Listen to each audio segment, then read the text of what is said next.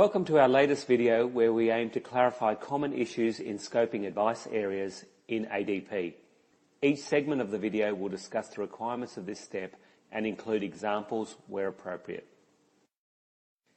In preparing this training, we referred to relevant licensee professional standards, areas of current concern with the regulators, and arrived at a common understanding between the advice creation team, audit and compliance, and the vetting teams. This training is not about the basics of scoping, and it is assumed that you are across the existing and new licensee advice standards already available on this topic. The approach used in the Goals 360 process has taken into consideration the new licensee standards and the important elements to include in your discussions with clients relating to scoping advice. This training is being provided to ensure clarity and consistency when using the scoping screens in Advice Explorer and when submitting goal plan requests to ACT. Let's begin this video by looking at the common areas of concern relating to scoping within Advice Explorer. These common areas include when to use the 3 different reasons for scoping, how reasons should be written in Advice Explorer, why we have a character limit for scoping reasons, scoping at level 1, advice areas, and scoping at level 2, action group, scoping for couples, scoping when we refer to a third-party advice provider, and scoping when the client has associated entities. So let's get started with the first of these topics, the 3 different reasons for descoping. When an area of advice is descoped, the client will be provided with warning text and then be required to provide a reason why the area has been descoped. There are 3 options available for descoping. 1, got it covered already. 2, prefer to consider this again in 12 months. 3, not applicable. Only reasons 1 and 2 will require a note explaining the client's reason for descoping this area of advice. More information on documenting the client reasons will be in another section of this video.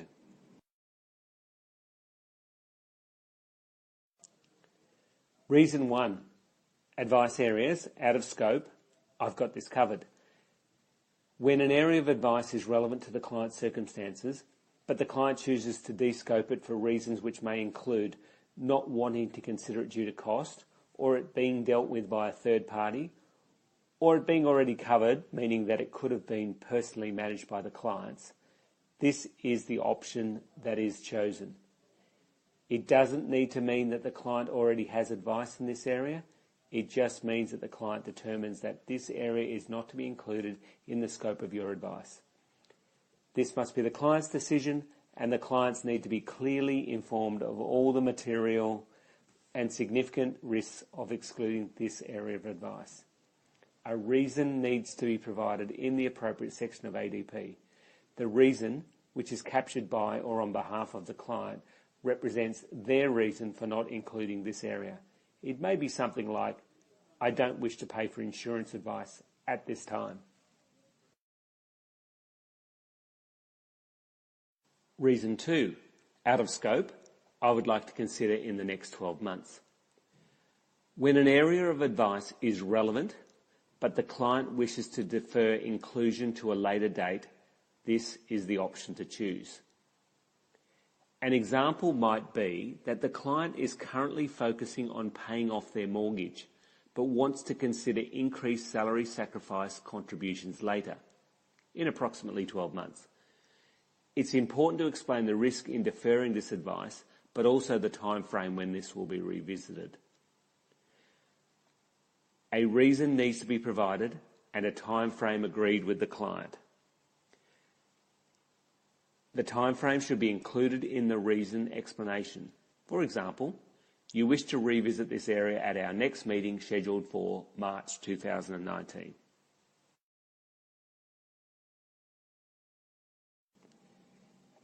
Advice area descoping 3, not applicable. Where an advice area is genuinely not applicable to the client, an advisor can scope out this area by selecting not applicable in the drop-down menu options. This can be done prior to meeting with the client, but you may wish to also have a discussion with the client that you have done this. No documentation is necessary. However, where there might be an element of doubt as to whether the area is relevant or not, or an additional explanation is necessary, you are encouraged to use a file note to provide the rationale for descoping to assist ACT. For example, in the scoping section of the file note. Where you are reviewing an existing client, you may have already had discussions around areas of advice that are not applicable or out of scope. If you're providing additional advice, you need to ensure that you undertake the scoping exercise and ensure the client is aware of what areas are being taken out of the scope of advice.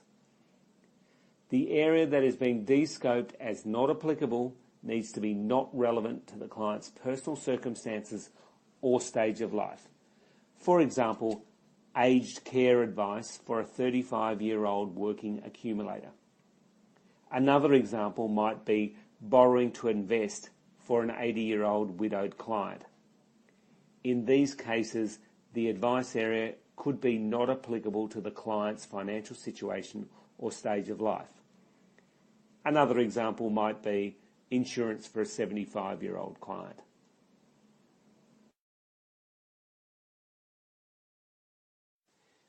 Advice areas are required to be scoped with the client and the client's reasons captured for descoping a particular area.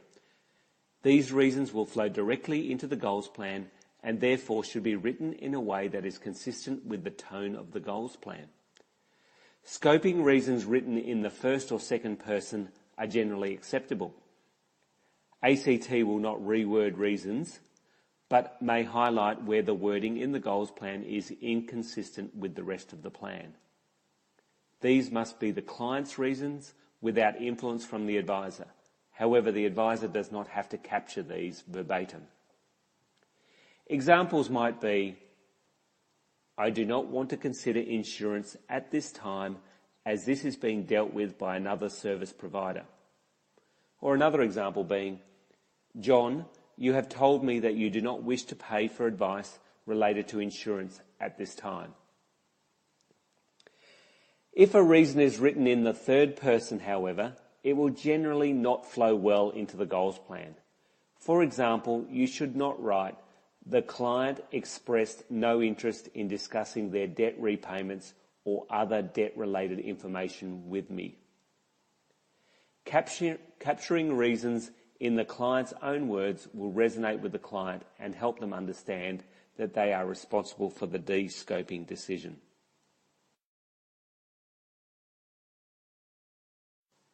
There is a 500-character word limit for reasons in ADP. These reasons included in ADP should be concise and easy to read and understand, as they will flow through to the goals plan. Where additional information is required to provide a complete explanation for compliance reasons, these should be added to the Advice Exploration file note.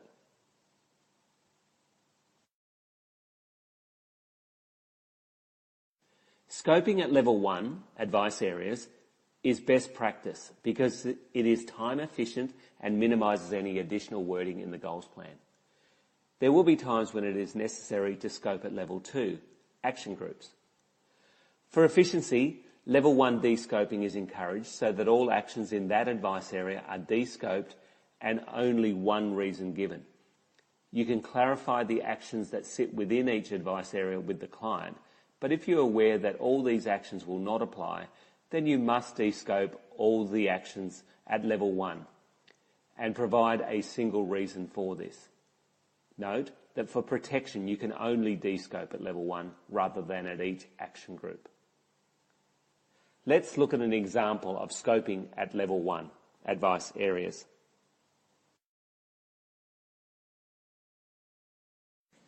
You ask this couple to consider whether they require debt advice. Click on View Details for them to understand the areas covered. In this instance, the couple already have their mortgage broker on the job and therefore they wish to descope debt from any advice you provide. Go back to level 1 and choose Descope All. You will be prompted for a reason.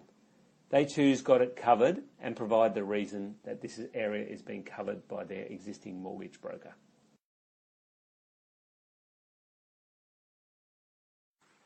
Sometimes with advice areas, you may wish to include certain actions in scope and de-scope others. This will require you to de-scope at the action group level, level 2. First, click on View Details. You will see a number of actions appear. You may find it useful to discuss each of these actions with the client so that they understand what is being left in scope or taken out of scope. In this example, we have selected the debt area of advice, which has revealed the 4 underlying actions. Go through each of these with the client and their partner and allow them to select the actions you wish to de-scope. You will then be prompted for a de-scope reason, and if you select Got It Covered or look at it again in 12 months, you will need to provide a reason from the client which will flow into the goals plan. Now let's look at scoping at level 2, action groups. Phil and Susie now want to consider superannuation. Click on View Details to reveal the 4 action groups. You'll note that due to information in her profile, Susie does not have the option to de-scope super consolidation. Phil selects super consolidation to de-scope and chooses the reason Got It Covered already, and then provides a reason. In this case, he has specific levels of insurance cover in these funds that he doesn't wish to impact at this time. Susie then decides to de-scope super contributions, as she does not want to consider it because of her focus on repaying debts in the short term. You will note the text from the previous reason provided by Phil has transferred into the reason box. As this is not appropriate for Susie, it should be replaced with a new reason.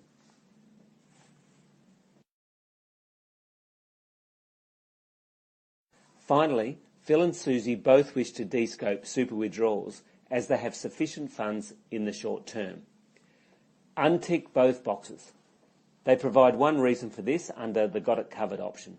Once again, the previous text that has been provided for reasons will need to be deleted as it's not appropriate. When all de-scoping is complete, click Done and return to the actions we'll look into screen. You will note that for superannuation, the number of strategies in scope will be displayed. Just a reminder, if you are going to de-scope an entire advice area, this should not be done at level 2, the action group, but should be done at level 1, advice areas. This is a much more efficient approach requiring only one reason from the client and will lead to a more streamlined goals plan. Scoping for each member of a couple when they have the same reason creates duplication in the goals plan and unnecessary additional length to the document. This will occur when you scope at level 2, the action group, and where you untick individual items for both members of a couple at once, then providing the reason.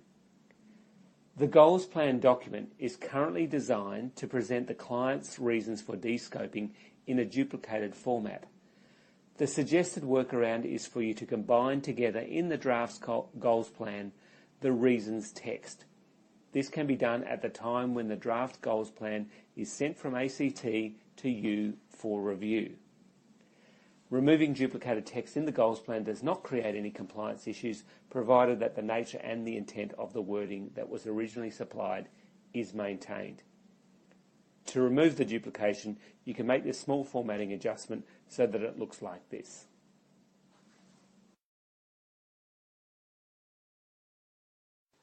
Occasionally, a client will be referred to a third party to provide advice on debt, insurance, or estate planning. Where a referral is made to a third party, these should be left in scope. In the situation of debt advice, this will impact the price charged to the client. However, you should be able to make a manual adjustment to the pricing spreadsheet to reflect this before submitting to the advice creation team. Referrals to insurance, estate planning and debt specialists will not impact the cost of the goals plan produced by ACT.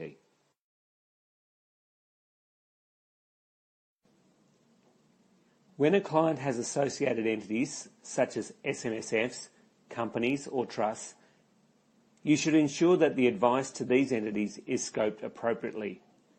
Scoping in and out of a client's ownership or interest in entities that can't be captured in the normal scoping screen needs to be captured in file notes.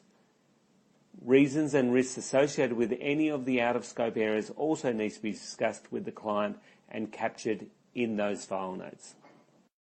Let's look at some helpful tips on scoping. 1.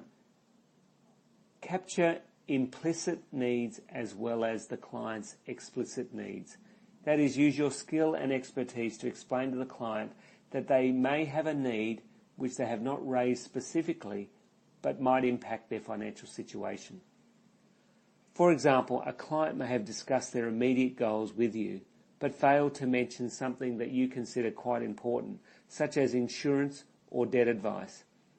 Ensure you discuss and capture these goals as well with the client. 2. Ensure you provide succinct reasons given to you by the client and capture any other additional and relevant information in a file note. 3. It's okay to remove items out of scope before the meeting that are not applicable, provided you have determined they are not relevant to the client's financial circumstances or stage of life. We recommend file noting this for clarity with the ACT. 4. Descope items at level 1 as much as possible, as it will reduce the requirement to add additional reasons at the action group level, level 2. Do this even if you have opened the action group to explain these aspects to the client. 5.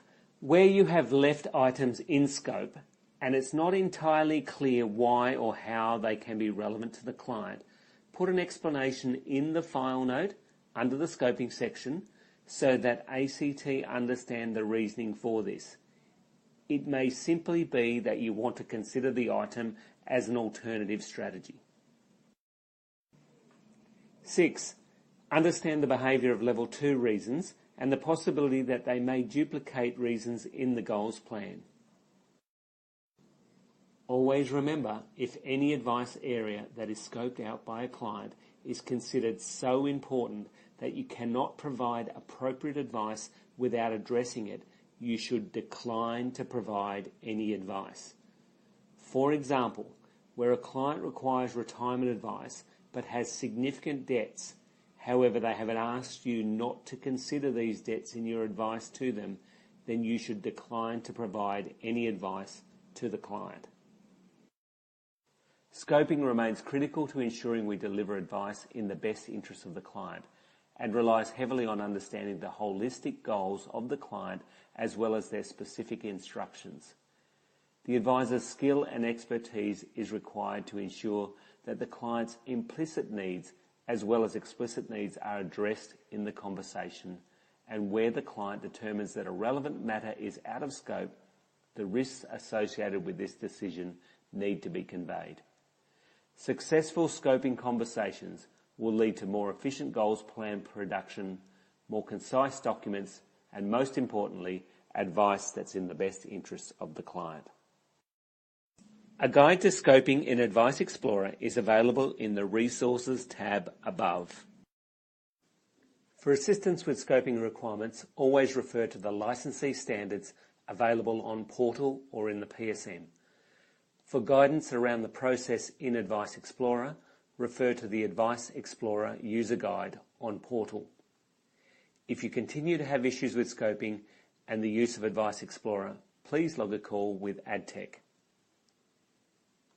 Thank you for viewing this video on scoping of advice areas.